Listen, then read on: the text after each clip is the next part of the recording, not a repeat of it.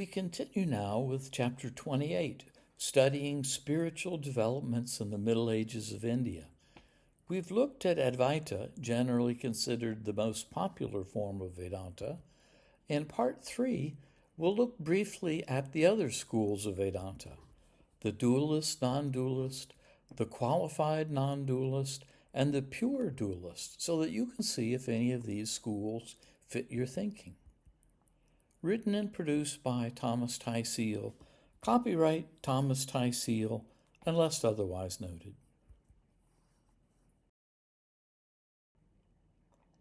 We come now to the Bheda, dualist-non-dualist understanding of God. This complicated word is simpler than it looks. It just combines the word Bheda, meaning difference, and Abheda, meaning non-difference or oneness. Some 200 to 300 years before Shankara, in the writings of Bhartriprapanka, there appears the notion that the world is a transformation of Brahman. That is, it's not Brahman, as Shankara taught, but comes from Brahman, so that it is both like and unlike Brahman. This is the essence of Bheda thought. There's three main schools in this philosophy, represented by Bhaskara, who contended that the difference between Brahman and the world is a difference due to limitation, Nimbarka, who believed the difference was inherent in Brahman, and Chaitanya, who simply stated that the difference is inconceivable to us.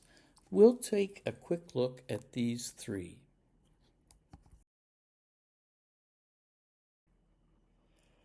Bhaskara was a Vedantic philosopher who was either Shankara's contemporary or who lived shortly after him around the year 800 of the Common Era. He's not Bhaskara the first, the famous mathematician who lived before him, nor Bhaskara the second, the mathematician who lived after him. Like the others we're reviewing, Bhaskara Acharya was a Vedantic philosopher guru who wrote commentaries on the Brahma Sutras. It's hard to find Bhaskara's commentaries in English, so we often must rely on summaries, which are usually easy to test as his views are well known. Recall that for Shankara, there is only Brahman. While Shankara did not use the term often, later Advaitists employed the term Ishvara, meaning Lord, to refer to the highest manifestation of Brahman within our realm of time, space, and Maya, that is, the empirical world we live in. Advaitists teach that the creator, sustainer, and dissolver, spoken of in the Upanishads, refers to the action of Brahman appearing as Ishvara in our empirical world, who rules by Maya, illusion, making the world appear as it does, whereas, in reality, there's only Brahman. Ultimately, both Ishvara and the empirical world are both illusions we must see beyond. Advaitists teach that while the concept of Ishvara is helpful on our level, because the formless, changeless, attributeless Brahman, who does not act or create, is hard to grasp, ultimately, one must transcend this understanding. Ishvara can be understood as the king we imagine in a dream, presiding over all affairs, including ours, but when we wake up, there is no king. Bhaskara, on the other hand, taught that the world is real, not just an appearance through Maya. Further, Brahman is Ishvara, the creator in reality, not just an illusion. And Brahman Ishvara is both the material stuff of the universe and its cause, the agent that produced it. For Bhaskara, the difference and non-difference of Brahman Ishvara arises due to what is often called the limiting conditions of the forms Brahman has created. Bhaskara wrote, "Because the effect, the world, is a modification of the cause, Brahman creating it, it is not different from it, yet because it possesses a distinct form, it is also different." Let's go back to the clay pot example. As we see on the left, Shankara held that the pot of a creator, sustainer, dissolver, Ishvara, and all the diversity and change that appears to be moved by Ishvara are not ultimately real.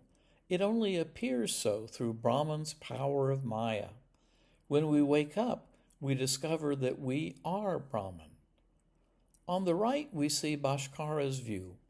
The clay pots of all we see, including us, are real creations of Brahman in forms that limit what can be expressed of Brahman.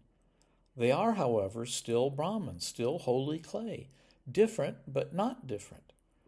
The pots, however, like all of us, are time-bound. When they break, Bhaskara would hold that something real, like a wave in the ocean, has ceased to exist, while the ocean remains unchanged. Shankara would say there was never a wave. Against Shankara, who held that Brahman has no attributes, Bhaskara held that logically Brahman must have attributes in order to create, sustain, and dissolve the world, as Scripture affirms. In his commentary on the Brahma Sutras, Bhaskara wrote, Brahman, being the cause of the origin, maintenance, and dissolution of the world, must be endowed with knowledge, power, and activity, for without these attributes, causality would be impossible. Bhaskara did not, however, think that Brahman undergoes change. Only his creations, his effects, change. As with Shankara, Bhaskara taught that the liberation occurs in part when we realize our true nature, even with its limitations, as Brahman. He added, however, that liberation also requires acting in accordance with the ethical guidance of Scripture. As to complete liberation, Bhaskara taught that this can only be attained at death, when our limiting condition is removed, that is, the pot is broken, and if we have attained both knowledge of Brahman and right action. Okay, so which view do you favor? I lean more toward Bhaskara's limiting pot view, as that's how I feel.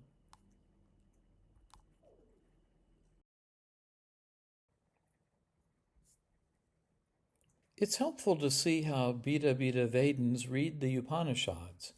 For example, when the Taittiriya Upanishad reads, From that which is this Atman is space born from akasa, air, from air, fire, from fire, water, from water, earth, from earth, herbs, from herbs, food, and from food, man. The phrase from that something is born, Beta Vedans hold, indicates a transformation. Or when the Mundaka Upanishad reads, As the spider creates and draws in its thread, as medicinal plants grow from the earth, as hairs grow from the living person, so this universe proceeds from the immortal. The words spider and thread, for example, indicate a transformation.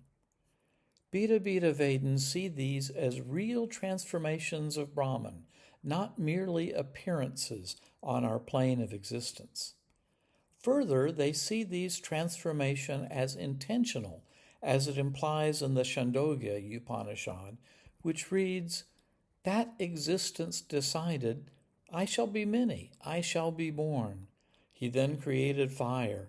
That fire also decided, I shall be many, I shall be born. Then fire produced water, as the words I shall repeatedly indicate. Or in the Aitareya Upanishad, which reads, The self alone existed, he thought, let me create worlds. Here, too, real intention is specified.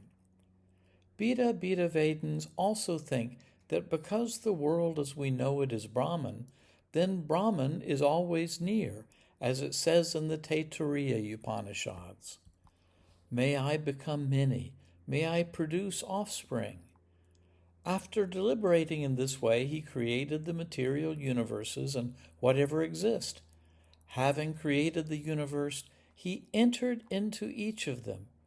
Having entered, he became the conscious and unconscious entities, the definable and undefinable, the shelter and the sheltered, the knowledge and ignorance, truth and falsehood. The sages who see things as they are declare that whatever exists is the Lord. Note the parts in yellow in this verses indicates the nearness of God. Or as it says in the Chandogya Upanishad, which reads, that God existence decided, entering into these three deities, fire, water, and earth, as the individual self, I shall manifest myself in many names and forms.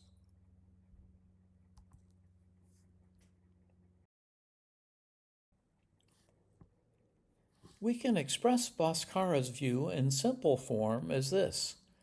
We are like real divine pots, each with a distinct form and limitations, but because we are all made of the substance of Brahman, we are all alike.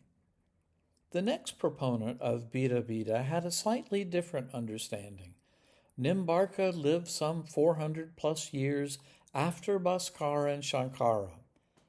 His followers believed that Nimbarka made the sun appear at night to honor a guest, and reported that he had many visions of Krishna and Radha. Nimbarka held that the difference and non-difference in Brahman is part of Brahman's original nature. Nimbarka's view is often expressed as follows. The individual soul is a part, amsha, of the Supreme Soul, just as the rays are parts of the sun. It is different from Brahman because it is finite and subject to bondage, but non-different because its very existence is dependent on him. Note that to Nimbarka, our souls are not Brahman. Rather, like the rays of the sun, we are different from the sun. As to sameness, according to Nimbarka, we are like Brahman in that we, and everything in the universe, are part of the same nature of the sun, to radiate rays. This gives rise to another sameness. We are all dependent on Brahman in the same way that rays of the sun are dependent on the sun. Note that the difference as defined by Nimbarka is different from that defined by Bhaskara. The difference between Bhaskara's pots and Brahman is due to the limiting conditions of Brahman's transformations. Nimbarka makes the difference part of the intrinsic nature of Brahman. The sun gives off light by nature. This means that creation is a natural feature of God. By contrast, Bhaskara saw Brahman's creation as a conscious transformation. Lastly, we get to Chaitanya, Mahaprabhu, who was born in Benga in the far east of India in 1486 and lived about 300 years after Nimbarka.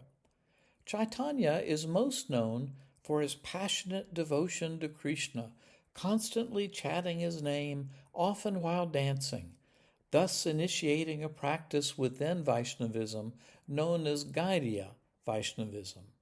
The word Gaudiya comes from the region of Bengal where Chaitanya was from. This practice is very much alive today, as we see among Hare Krishnas. Though Chaitanya wrote very little, he is known for his teaching that Bheda is inconceivable and beyond reason because Brahman is infinite and the human mind is finite. He wrote, "The truth that the Lord and his energies are inconceivably one and different." His view is often called Asantya Bheda, meaning inconceivable difference and non-difference. He noted, however, that the living entities and the cosmic manifestations are energies of the Supreme Lord. Therefore, they are simultaneously one with him and different from him. An example attributed to him is that Brahman and nature, that is, souls and matter, are like fire and its energies like heat, which are inseparable, non-different qualities, much like the sun and its rays of which Nimbarka spoke. Brahman and nature are different, however, as fire and heat. You can feel heat from a distance from fire, so the heat is not the fire, but an effect or manifestation of fire. So nature, too, is an effect or manifestation of Brahman. As to creation, Chaitanya saw it as Brahman's playful expressions of joy. While I agree with Chaitanya that the nature of our differences and non-differences with Brahman lies beyond our grasp, and that it simply feels better to focus on devotional activities, I still favor Bhaskara's limiting pot analogy over both Chaitanya's fire and heat analogy and Nimbarka's sun and ray analogy, because it's hard to distinguish differences in the light and heat rays of the sun, while it's easy to distinguish differences in pots. Also, I'm not sure if people are more like the rays and heat of the sun or the motes the rays and heat land on. In short, I'm just not sure Nimbarka and Chaitanya accentuate the differences between us and God sharp enough.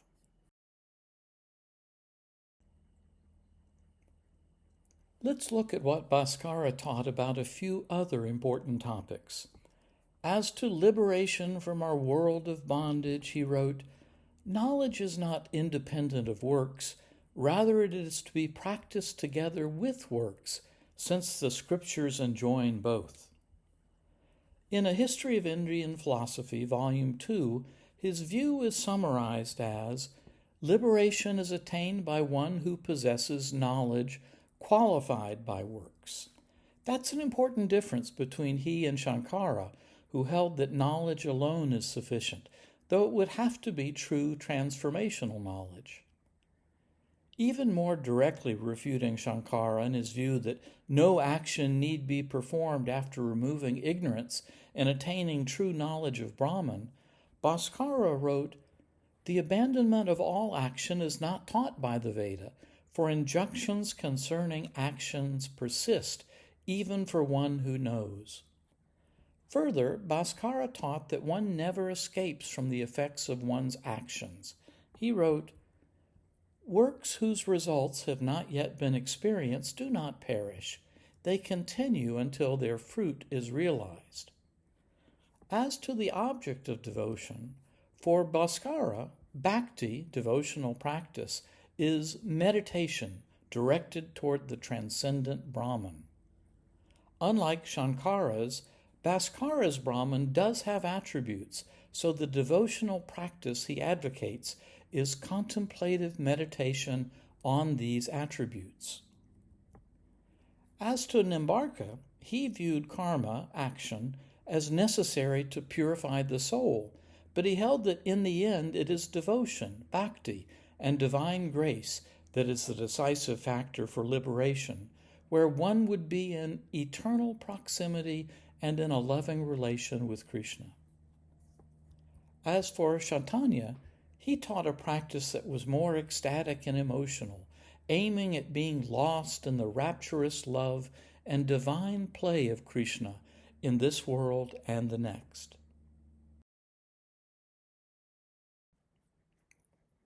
There are many similarities between Vedanta Bheda views and the Abrahamic theologies of the West.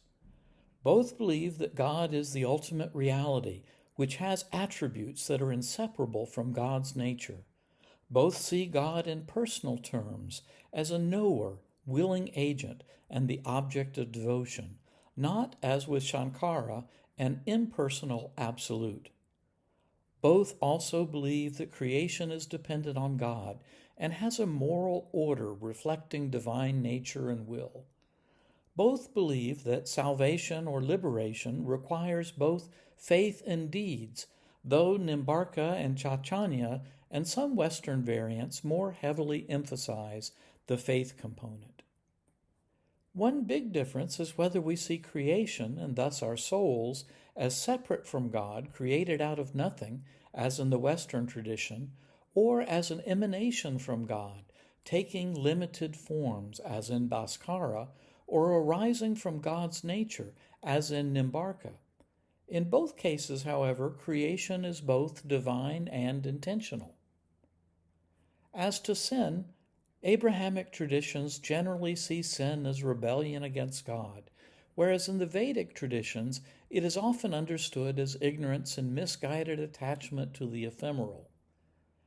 Aquinas would say that even though we remain dependent on God for our existence, the sinner fully owns their sin because it arises from the misuse of free will. By contrast, in the Beta view, sin arises because while we share in Brahman's nature, we are also distinct from it. And it is in this distinct aspect that ignorance and misdirected choice occurs. Thus, whether we frame the problem as rebellion or as ignorance leading to binding karma, neither outcome is desirable, and for practical purposes, the difference may not amount to much. There are, of course, differences in both traditions as to the object of devotion, and whether it is God with his attributes or his agents with many of the same attributes. And there's also a difference in whether one believes that one returns to this earth after death or not. In both cases, it's clearly God who decides our fate, so again, I'm not sure the differences should really divide us when we have so much in common.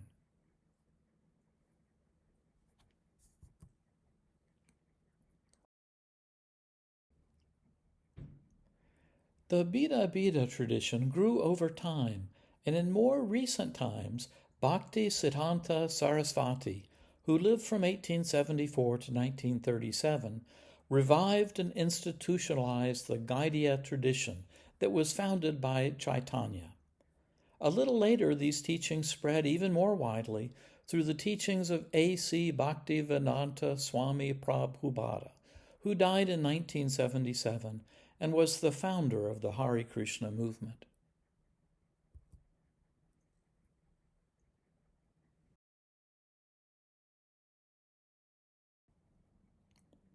We now leave Beta and move on to qualified non-dualism and the teachings of Ramanuja.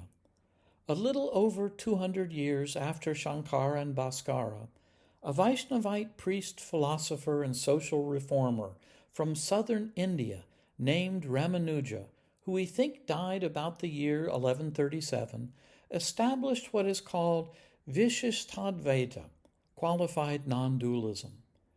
Ramanuja criticized Shankara and other Hindu schools for cherry-picking the Vedas.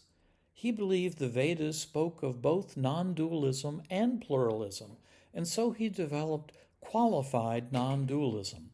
His followers reported that Ramanuja worked many miracles.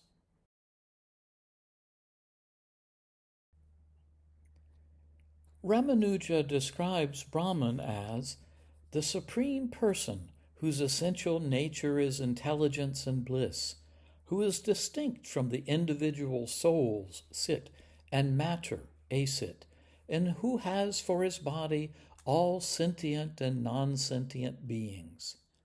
Continuing, he wrote, "In this sense, then, all sentient and non-sentient beings together constitute the body of the Supreme Person, for they are completely controlled and supported by him for his own end and are absolutely subordinate to him. Just as your soul directs and sustains your physical body, Brahman directs, sustains, and pervades all human souls in the material world. This is a unique view.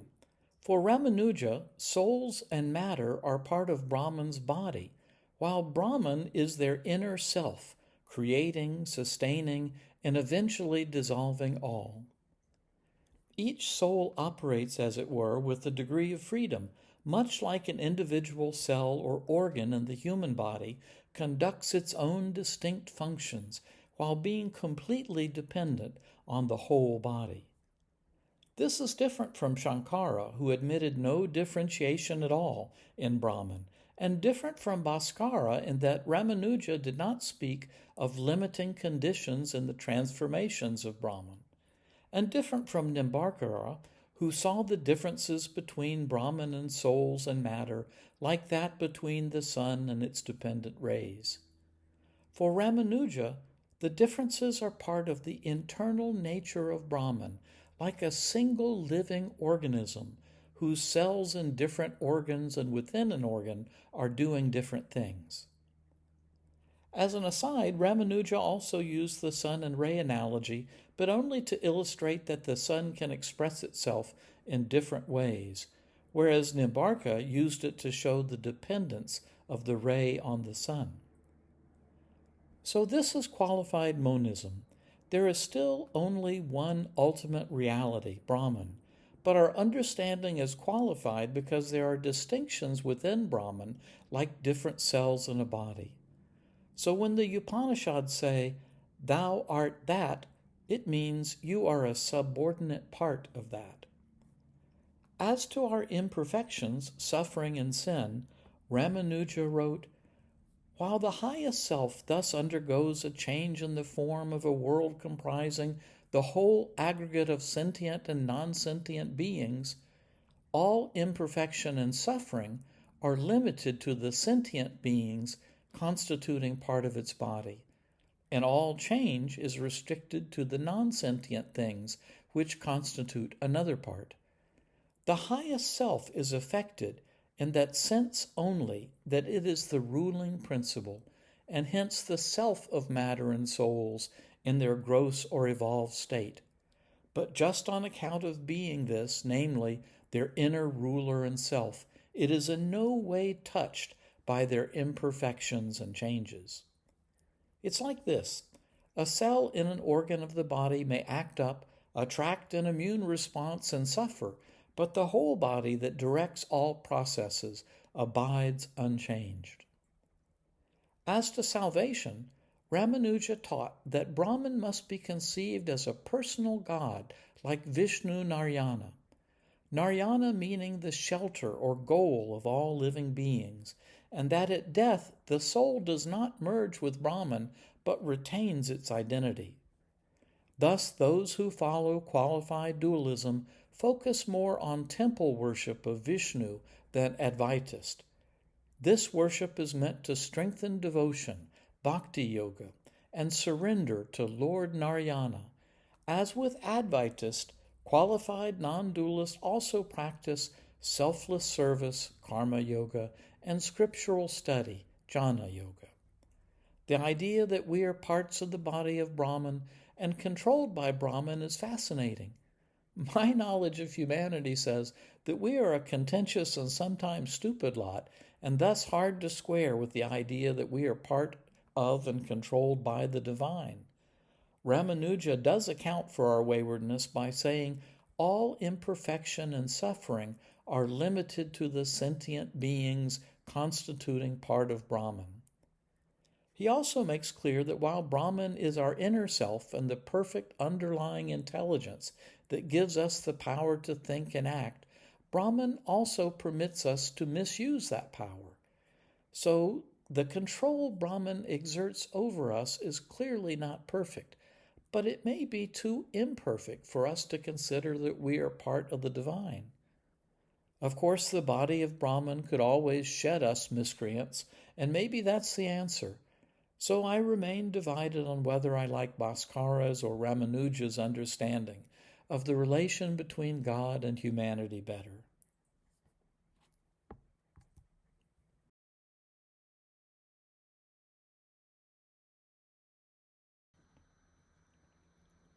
Let's look briefly at what Ramanuja says about a few other topics. On reincarnation and karma, he wrote, "The inequalities of creation, such as birth in a high or low condition, are due to the different works, karma, of the individual souls. For the Lord creates beings in accordance with their past deeds. And the Lord, who has for his body all sentient and non-sentient beings, is the dispenser of the fruits of actions, taking into account the merits and demerit of each soul." On salvation and grace, he wrote, "Relinquishing all dharmas, the complete relinquishment of the sense of agency, possessiveness, the fruits of action, etc., and the realization of me, Krishna, as the agent, object of worship, the means and the ends, I will release you from all sins. I will release you from all evil incompatible with the attainment of myself, consisting of innumerable acts of the nature of doing what ought not to be done and not doing what ought to be done. Thus, salvation ultimately depends on one's relationship with the Lord and the Lord's grace. Ramanuja's qualified non-dualism continues to be taught in institutional and liturgical settings, but has produced no globally recognized proponent.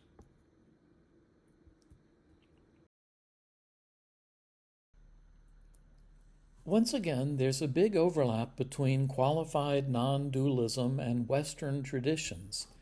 They align in their understanding that God is full of divine attributes, that God is personal, that souls are completely dependent on God, that devotion is central to salvation, that God directs things according to a moral order, and, in a view that is so far unique in our review of Vedantic thought, Ramanuja held that the soul never merges with Brahman. There remains, however, differences between this Eastern and Western views. In Ramanuja's qualified non-dualism, individual souls are real distinctions within Brahman's unity, dependent parts within a structured whole. Our ignorance and suffering do not affect Brahman, but shapes our experience within that unity. By contrast, in Western theology, souls are separate beings created and sustained by God, but likewise dependent on God for their existence. There are also differences in how one perceives agency and responsibility. In Ramanuja's view, our agency consists of dependent participation in divine governance, and our responsibility is to be faithful to our charge as a subordinate part of God. Whereas in Western view, we are separate agents dependent on God, and as such are responsible for our own fate. The difference seems to come down to whether one views worship and salvation as participation and union with God in Ramanuja's Vedanta, or communion and relationship with God in the West. Both systems proclaim that everything is dependent on God.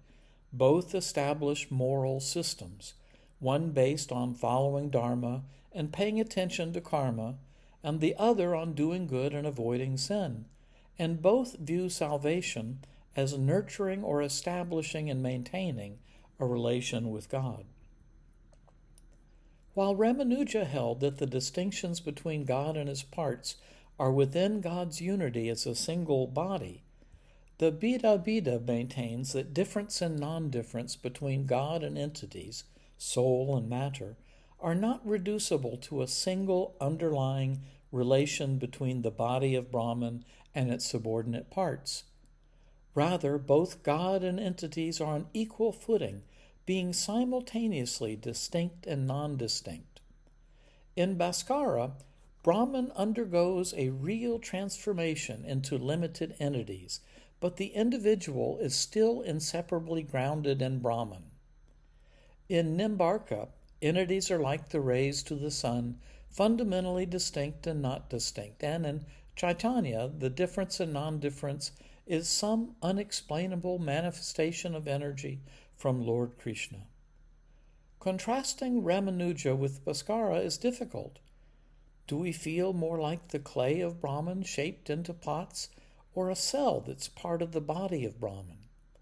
Do we feel more temporarily different and not different from God, or part of God but ever distinct? These are good questions to consider.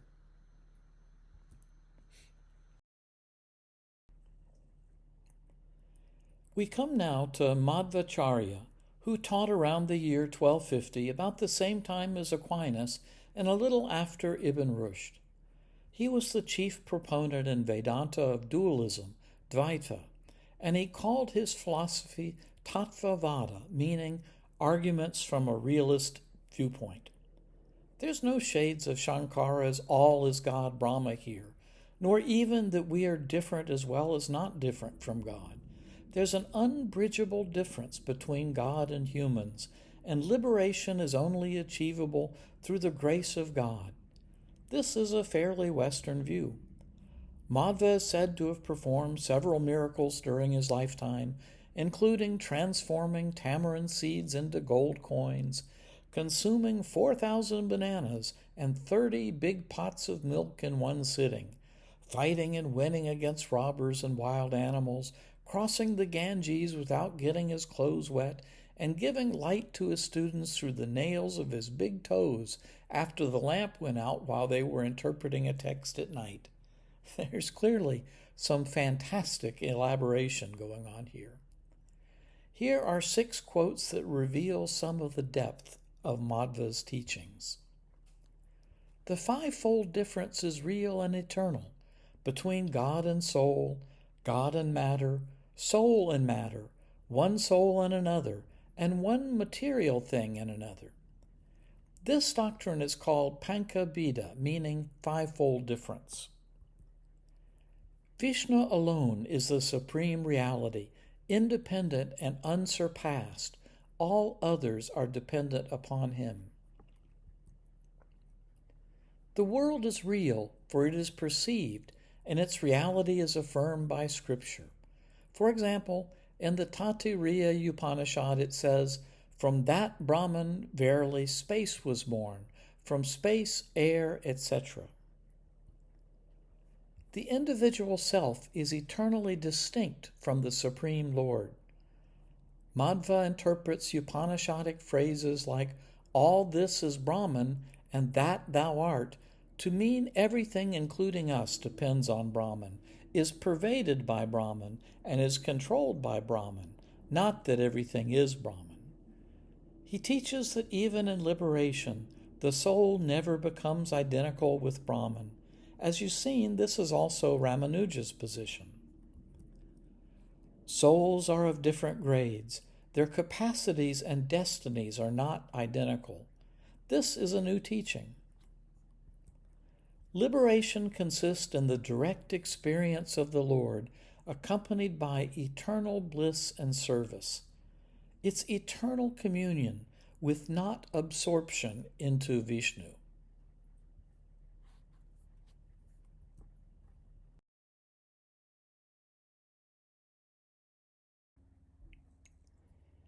As to the individual self being eternally distinct from the Supreme Lord, Madhva used verses like these from the Bhagavad Gita to support his view. Never was there a time when I, Krishna, did not exist, nor you, Arjuna, nor all these kings, nor in the future shall any of us cease to be. And, for the soul there is neither birth nor death at any time. Thus, Madhva believes that there are multiple eternal realities. That's a new and very radical idea. To further support this view, proponents of radical dualism point to a verse we've previously seen in the Modaka Upanishads, which speaks of 2 inseparable companions of fine plumage perched on the self-same tree. One of the 2 feeds on the delicious fruit, the other, not tasting of it, looks on. As these 2 birds, understood as Brahman and human souls, are inseparable, dualists interpret this as co-eternal. A stronger supporting verse from the Katha Upanishads reads, He is the prime eternal among all eternals. He is thus the supreme consciousness being among all conscious beings. But much depends on translation. The first few words of another version reads, He is the eternal among the ephemeral, conscious among the conscious.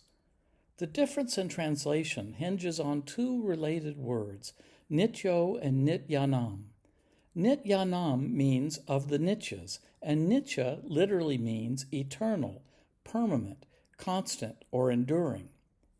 In a strict sense, Madhva's interpretation of the second word, nityanam, as eternal is more faithful, but it is arguably more consistent with the rest of the Upanishads to interpret this second word as enduring, which is a fair translation, but is stretched to mean merely enduring or ephemeral.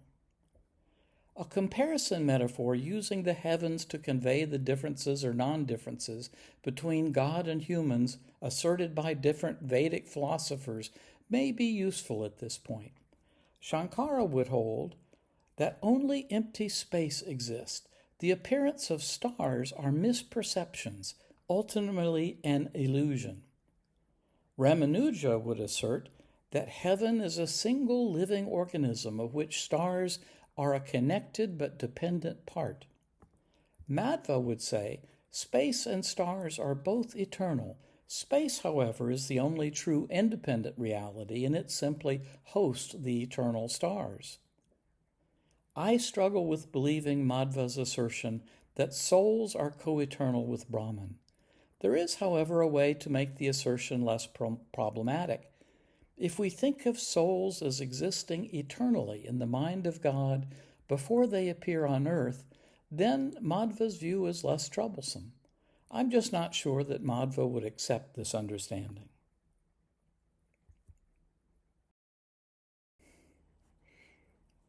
While it's clear that Madhva taught that we are eternally distinct from God, so that God is always other than the worshipper, he did not teach that God is remote. Madhva wrote, "The Lord dwells in all beings, controlling them from within." To Madhva, God is both immanent, that is, ever-present, and transcendent, completely distinct and above us. Our task is to discover and worship God, and through service to God receive God's grace. Madhva wrote, "By devotion, bhakti, alone is the Lord truly known, and by his grace liberation is attained, and the Lord bestows his grace upon those who are devoted to him." This implies a personal, interactive love relationship between eternal beings. But unlike other forms of Vedanta, Madhva never loses the distinction between Brahman and souls. Madhva wrote, "All souls are servants of Vishnu, and their nature is to depend upon him." Another difference between Madhva's teaching about souls and Western views is that Madhva taught that souls are intrinsically different from one another, while in the West we tend to think of them as all born equal. Genetics, however, probably favors Madhva's view. There are intrinsic differences in capacity among humans, though we assume that in both systems God loves all, provided we are true to God. While philosophically robust, Dvaita is publicly underrepresented in the West compared to Advaita. B. N. K. Sharma, who died in 2005, who wrote in English, was a major expository in the 20th century of Dvaita.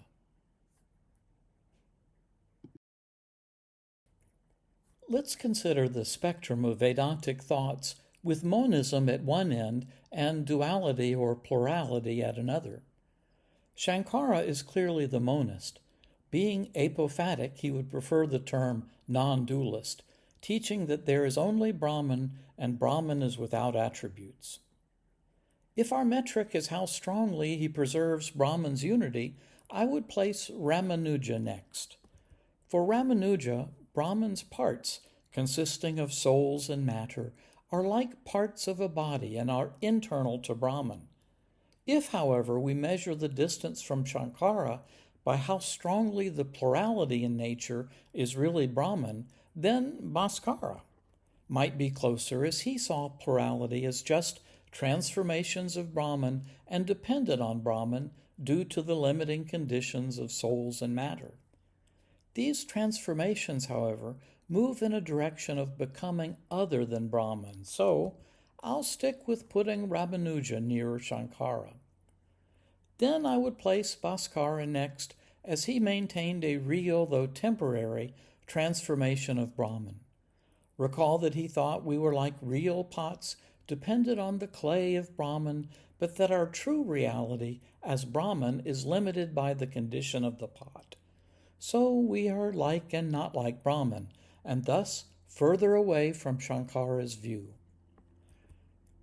Next, I would place Nimbarka, as his rays of the sun are not the sun, though he places equal emphasis on both the difference and non-difference.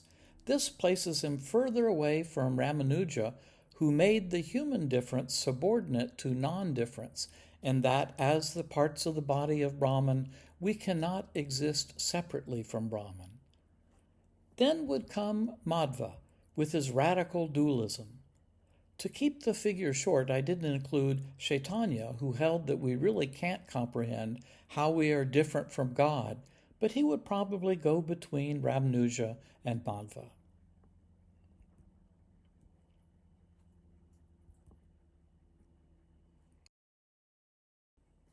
Some contemporary philosophers, often associated with panpsychism, argue that even basic physical entities possess proto-experiential aspects, and that consciousness does not emerge only in brains.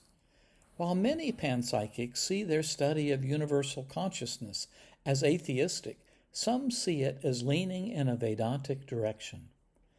At present, panpsychism still posits a plurality of entities, each with its own experiential nature.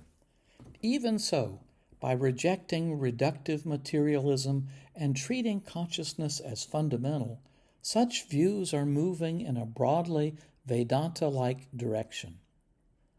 No matter what side of theistic or atheistic pantheism you're on, at heart, panpsychics are engaged in an intellectual argument against materialist.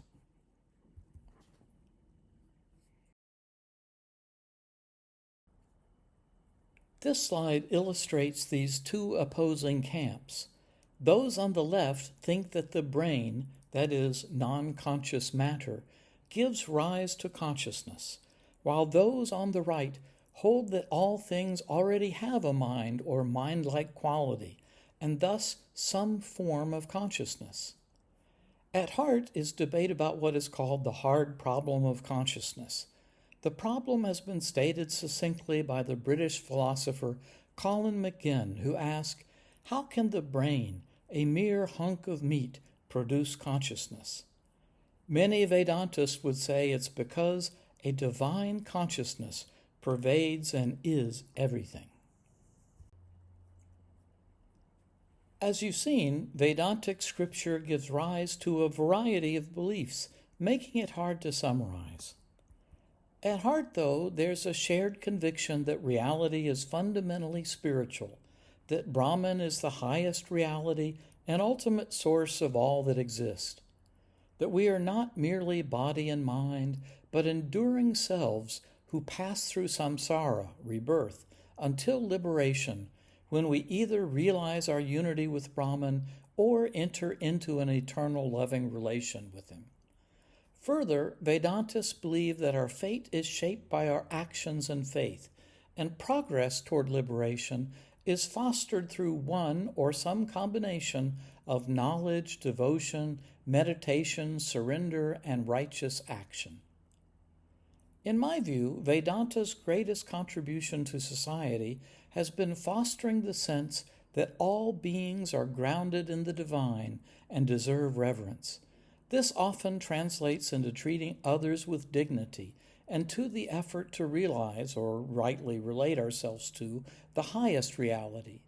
If there's a weakness, it may be that some branches focus more on understanding what is than on transforming what can or should be, though that is a qualified concern. There's plenty of room in Vedanta in particular, and Hinduism in general, for progressive moral and social action. As you'll see in the next chapter, there are far more similarities between Vedantic and Buddhist belief than is often understood.